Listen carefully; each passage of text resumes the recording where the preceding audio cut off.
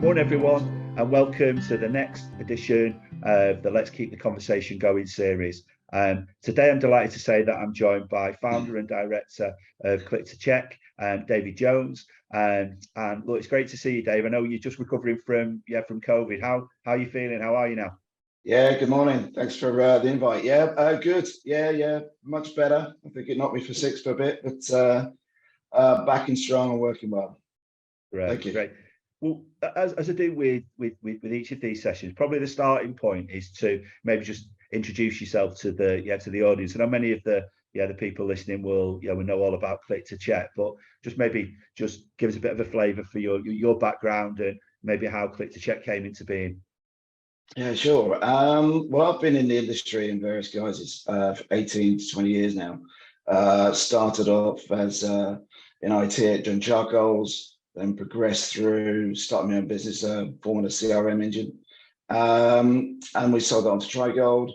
And then I came in and out of the industry in a consultancy manner. But this Click to Check came about via a want and a need, really, for people just wanting their information quickly, the credit information, the banking information, AML. So my background is basically the mortgage industry. Click to Check came from a want. My wife was a mortgage broker, my brother was a mortgage broker. They went on about how hard it was to gain this information. So I started Click to Check to take that to the broker to give them the empowerment of obtaining that information quickly. Great. And look, mental health and well-being, which is obviously what this series is all about. I know you were one of the very early signatories, which I was really chuffed with and pleased with. But why did you become a signatory, and what's the significance of mental health and well-being from your side? I think from my side, it was just it was something that was needed for the industry. It's needed for all industries, really. And mental health has become such a profound sort of subject with everybody, and it's a subject that's come over, particularly over the last 3 or 4 years, sadly. I joined because I think, I applaud the charter, I applauded you founders to start on it, and I think it's a very brave move to bring it to the industry, but I think it's necessary, and you can see by the ascent of the charter how welcomed it is with all the signatures coming aboard.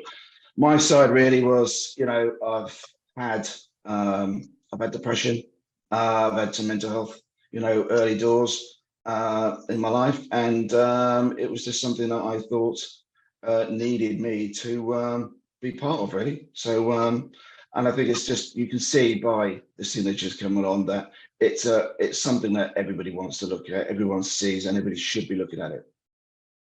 And you know what? I think we had Pete William on a few weeks ago, and Pete, similar to you, operates his own business and doesn't employ mountains of staff, but still felt compelled to actually join and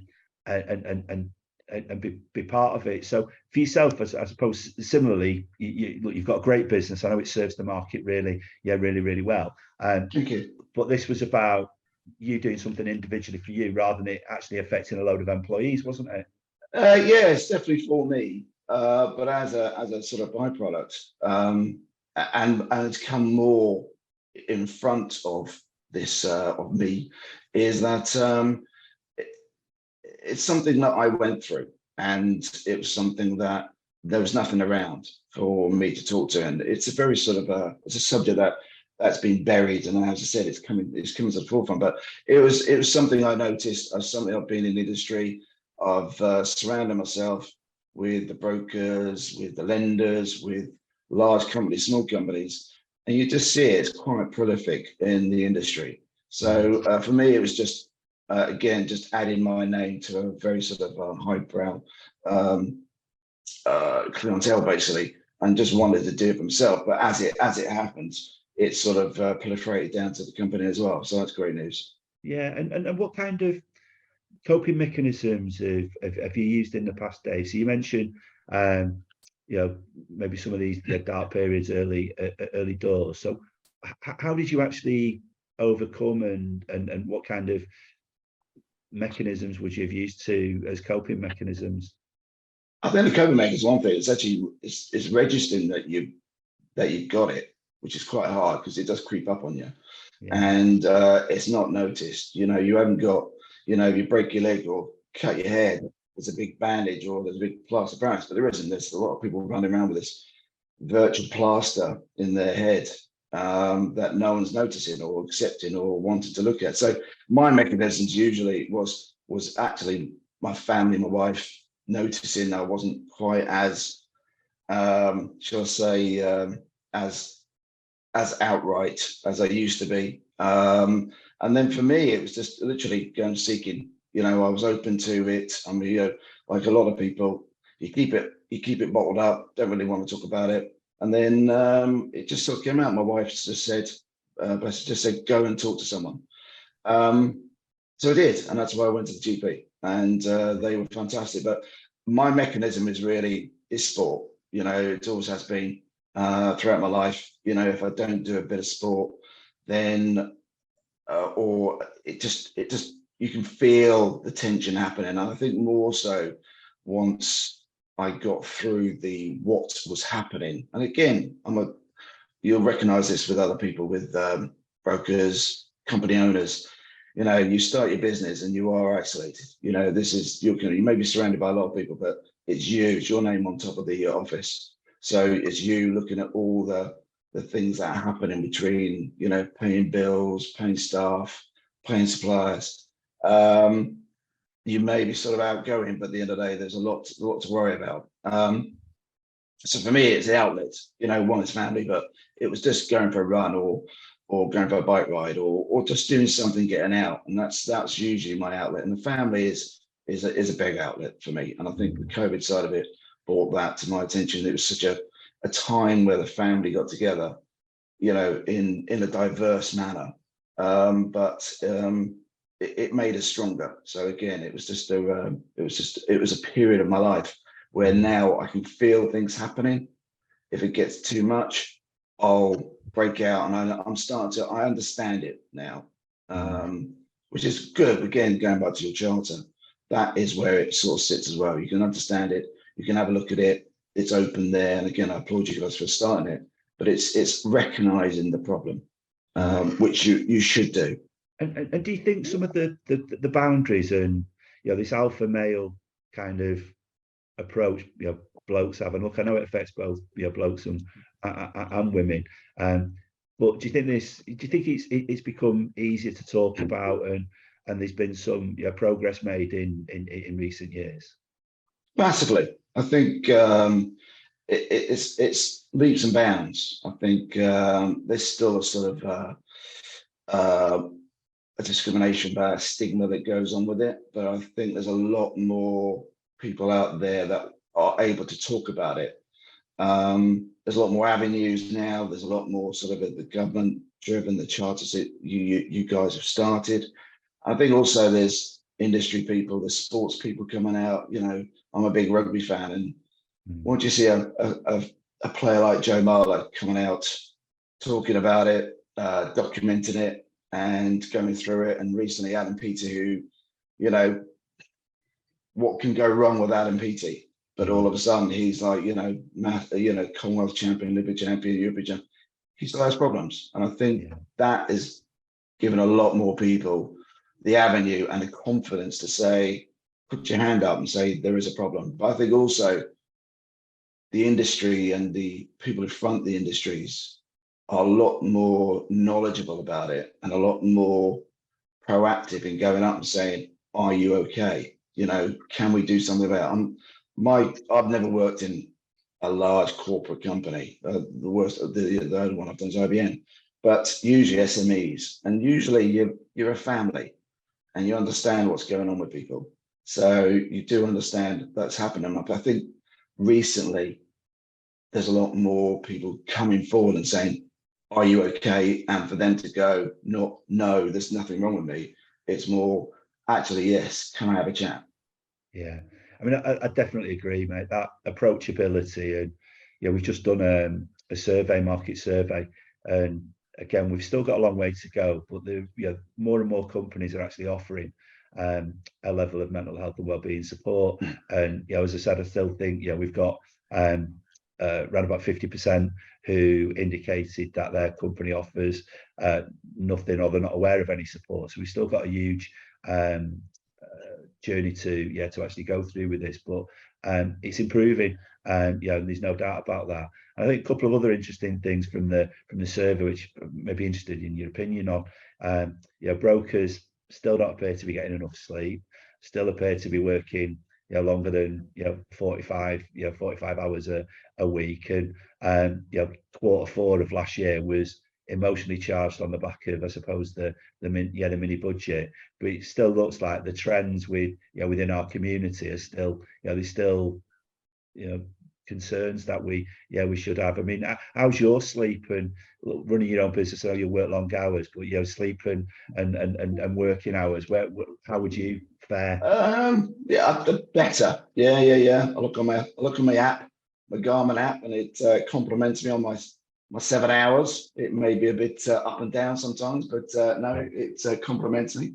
I think you're right. I think it's the industry is that part of the industry though, and because each broker advisor is their own business, and they're all got that mindset that they want to give the best service to people. And these guys are under, these people are under pressure because every person that wants a mortgage, remortgage, bridging, there's a reason for it, and they're the most important person. And all of a sudden the broker, the advisor, has got 15 of those most important people. So all of a sudden things start to pressurize them. It's a constant pressure pot, because of the want from the consumer to have it done and completed times 15, not just one. It's not isolated. And the advisors are isolated. They've got the group in, they've got everybody there, but they still got their own sort of mandate. And with everything that's gone over with COVID, from when it came out from some famine to feast that happened, and then the mini budget, and now look at what's happened recently. All of a sudden, no one really understands that, but the lenders pull in, the consumer still wants, and the advisor still got to supply. So I think it's that, it's a cliche, but it is that work-life balance. You've got to sort of preempt a lot of stuff. For me, it's when you set your agenda, you've got to sort of say, if it's not today, it's tomorrow. And if it isn't tomorrow, then go back and say, sorry, it's going to be next week. No one really, everybody goes, yeah, okay, let that happen. But it's a matter of that pressure cooker that keeps coming up. Mm-hmm. And they've just got to understand that. And let's go back to the avenues of the charter to go back and take a look, and for the company to look at it and go, we'll help you. And they do. Yeah. And how do you do? I mean, you mentioned work-life balance there, and I say it all the time, but for me, it's about work-life integration, because look, work, it does consume me, but what I've got better at doing, Dave, is making sure that I plan family stuff with the same importance as my work stuff now. So I still, can do really important family stuff without feeling guilty. So it's become more of a work-life integration for me. And how are you in terms of getting that balance right? Because when you're running your business and you've got all the, it's an emotionally charged environment, as you've just touched on. It's tricky, isn't it? But how do you do with the old work-life balance? I think a lot better than I used to. I've always been one for work-life balance, to be honest, as my friends will tell you. When you work, you work. When the family wanting you, they need you, and as they grow older, at some point they want to see you less. And I've got a 12-year-old and 14-year-old girl, so all of a sudden those things are happening. So I'm very good at it, to be honest with you. The remote sort of working has always been there for me. It's one of those accesses when I was the old business and new business. It's always been for them to, for staff to actually sort of be at home. And if you need to go home, we finish early Fridays to sort of make sure that it's all good. So yeah, for me, I work. There's sometimes that I've let them down because of the work. I've just got to get the work done. But again, it's setting your agenda with these, and No moans yet. Well, Good. not the normal ones anyway, shall I say. And you mentioned obviously that the challenges that we have seen over the last 6 months or so. And in your experience, what typically causes the mental health challenges? So when we drift into those dark times, what are usually the causes, and how do what advice would you give people to maybe um, identify those causes, so they can offer a sympathetic and sensitive support to somebody who is maybe struggling? So what are the causes, and what would you how would you particularly identify those? I think the causes are sometimes, there's lots of causes. There's no one fits all when it comes to a cause. You don't know what's going on through their own doors. It could be work, could be their own personal problems, could be, the life, the work is pressurized, the home life is pressurized. As I said, there's no one fits all. I think remote working has created a great work-life balance, but it's also created its own problems as well. It's isolated people, Teams, Zooms. It's great, but in my day, you went to work and you started at a time, you finished at a time, you went out with your work colleagues, they were your best mates. That was your social life, and that was massive. Social life after work and being a bond is part of what it's all about. I think the work life, and depends on where you are in your life. For me, it was pre-family. It was all about work and pleasure. Now it's work and pleasure, but with the family and friends. And I think the remote side of it is created its own problems. But I think that, again, it's created also a work-life balance for another type of people. So I think you've just got to watch that. You've got to be more mindful that people aren't coming on board. They're not picking up the phone. They're not coming onto the messaging. The work is starting to sort of come in late, or they're not picking up certain signals. And I think for everybody, it's just a matter of putting their arm over your shoulder to sort of say, what's going on, and monitoring everybody. That's part of what it's all about. I think it comes more, you've got to monitor more people now because they are remote. But because of the technology that we work with, you can see who's on and who's off. Yeah. I think we as individuals, we're all built around routine. We love a routine. You don't think you do, but you do. But I think that starting, middle, finishing is important. I need to look out for those things to start to vary. Start at 8, they start at 9. They're finishing at 4 instead of 5. It's that side of things. But it's just that temperament as well, that person that And I think as I said, I'm not being part of a PLC, large corporate, but the companies I deal with, SMEs, the 30, 40 man people per companies, they start to know their people. They know who they are, and they are a family, and they do look after each other. Yeah. I was getting emotional there, or I was just choking up. I wasn't sure. But it's just that it is a struggle, and I think there's lots of struggles with what's going on in the big wide world in paying the bills. But I think, again, going back to the charter to blow its trumpet, and you see the ascent of it, it's that type of thing, that type of charter that people need to look at, and for the companies to focus on, but also just, again, on one for people's person. Put your arm over his shoulder, go and have a chat with them. Yeah, and look, I appreciate the endorsement of the charter, Dave. I really do. And look, we're not trying to pass ourselves off as experts in mental health, but what we are trying to do is just provide access point for company owners to be able to lift and drop useful material that established businesses use as best practice. And we're just trying to ensure that if individuals are struggling in our sector, there's a pathway, a gateway to professional help. And look, the more conversations we have like this, the more we talk about mental health and well-being, and we put charter on people's agenda, then the more it's going to help people. It's as simple as that. And look, I know as a boss, I'm sure you would be one of those bosses, would be very sympathetic to somebody's circumstance if they were I hope struggling. so. But, yeah, but what about those?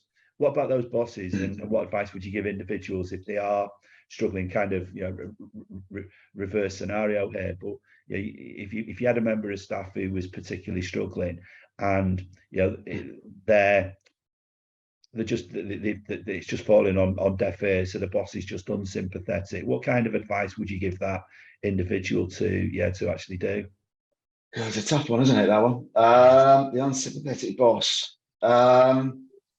I think for the people around them, again, it's your people surrounding you. If there's an unsympathetic boss,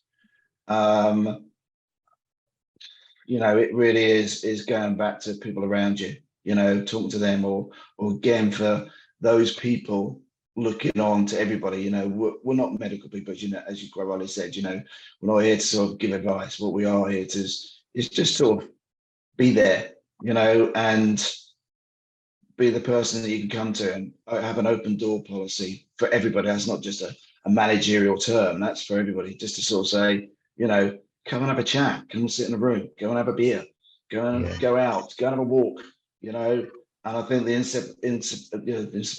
the boss itself, has a lot of pressures going on. There's a lot going on, as you said, reversing that idea. Sometimes they miss it. Sometimes they're not focused. There's other things that you as a individual, that employee, don't quite understand sometimes, that the boss has got a lot of pressure going on with outside influences is coming in, and they're trying to keep the lights on and keep everybody going, because it is their name on top of that door.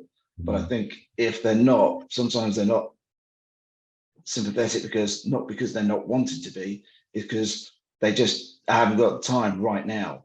It's not the window. So I think it's if you've got layers in your company, you've got your managerial, you've got your line managers, then again, bestow them with the intellectual property to actually sort of go and do something like that. But again, it's a friendship thing that I think, I've not been a part of it. It's just a matter of, I've always had people. I do it myself, I only did it a couple of months ago. A friend phoned me up and said, can I have a chat? We went to a park.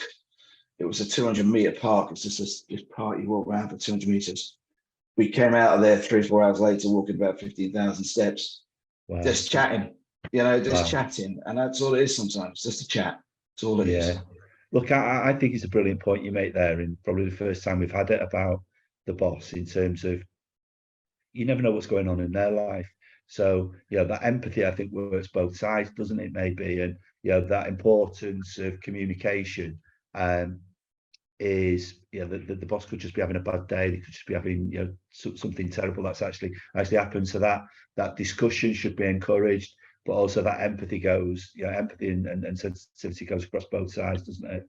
I think so. I think there's a side and smaller the company, there's not so many layers, you wear your multiple hats, and it's just that hat today didn't quite fit the situation that's come about, and sometimes as the company grows, sometimes you 50% of your time could be person managing the company, the woes of it. And that's what happens as your company grows. It's not just about productivity, it's about sort of managing the individuals. We're all human at the end of the day. We all come in with a bad mood. We're all coming with pressures that are coming on, and today wasn't the day. But you hope that you're not judged on that day. You're judged on, how you are during the time that you're there. And there's always a door, for me, there's always a door that's open. Sometimes it's half ajar, but a lot of time, if they just come back. But again, it's registering that with everybody else around, it's being that, having that empathy for everybody in whatever level they are within inside the company, because everybody does no one's more important than anybody else. It's the fact that everybody's just got their own pressures. Look, I love the fact that you've got sport and exercise as a really important factor to ensure good mental health and well-being for yourself. I think, interestingly, in the survey, sport and exercise and recreation actually scored fairly low down in terms of the three most important topics. So I think it was relationship with partner was first, sleep was second, and I think financial independence was third. But I, like you, I think that sport and exercise bit would be, even though I probably don't practice what I preach, I think it's right up there in terms of being first or second. And I also love this focus around just that importance you place on work-life balance. I know you work incredibly hard, but it's clear that you also manage the family time so it fits in with with that work schedule that you've got. So I think as disciplines and as things that really keep you on track, I think those two are great in terms of potential coping mechanisms. Was there anything else you'd use? I mean, I'm conscious of time before I summarize, but is there anything else in terms of go for a walk and being there for others? I think was the point you made with your pal who you're walking around the park with. Was there anything else in terms of, I don't know, little bits of magic dust of coping mechanisms that you use, or is it really have we nailed it with the ones we've talked about? I think we nailed it when we talk about. I think that there's some basic structure about who you are, and I think it's it's either in your DNA to be part of that, or there's outside influences, and the last 4 years have showed you it's not just it's out of your hands. It's not in your hands to sort of control it, but what it is in the hands of everybody around you. So I think those 4 items you just spoke, comfortability of funds, the family and sleep. Sleep's a funny, sleep is one. But no, I don't think there is any magic dust. I think it's all of those and above. It's just making sure that people look out for each other. And I think that's the big thing for me. It's making sure that everybody is, it's not always going to be the case, but it's just making sure that you got time for you as well. I think there's a lot of things about, you spread your love for everybody else, but you got to have time for yourself.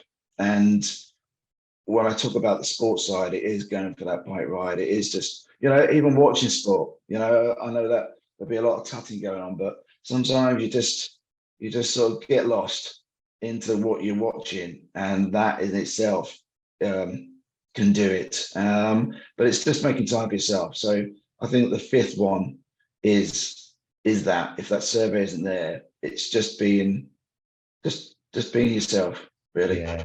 Look, I love that me time, and there's nothing I like more on a Saturday day, having had a busy week, than sitting down and watching my boy play cricket. It's a 21-year-old lad playing adult cricket, and I just sitting at the side of the pitch for 6-7 hours with my iPad there. It is just bliss. But I'm absolutely with you on in terms of scheduling that me time and making sure you've got that ability to de-stress and just it's a balance though, isn't it? The me time can be a balance. As I said, the me time could be you're doing too much me time, which means you're swaying down the wrong side, the dark side. What you need to do is have that me time, just to sort of go over what's going on, look inside yourself. But I'm with you. I love watching my son and my daughter play their sports. I love doing what I do. I love being at work. I like my work. So there is that side of sometimes, I'm working Sundays, and the people say, "Why are you working Sundays?" I say, "Well, I'm making sure I've got a Monday, like we've got half term now, working Sunday, but I'm making sure my Mondays morning's free so I can go out with my son on a bike." So there's a whole lot. So there's no magic dust. I think it's just all of them and above, but just making sure that everybody's looked out for, really. Amazing. Look, really appreciate you taking the time to have the conversation. Pleasure. You've demonstrated, and you live the keep the conversation kind of theme with not just by seeking to have conversations with those close around you when you're struggling, but also being there for others, which is great. That work-life integration, it looks like you practice and live that, as demonstrated with your fingers crossed. Fingers crossed, mate. Yeah. Others can be the judge, can't they? But look, I'm just really, really delighted that you were one of the early signatories. I wish you a load of success for the rest of the year, and just appreciate your time today. I'm sure your listeners will have got a load of value from some of the points, and just wish you all the best for the rest of the year. Thank you. Thank you for your time today. Appreciate it. Cheers, David. Take care. Bye for now.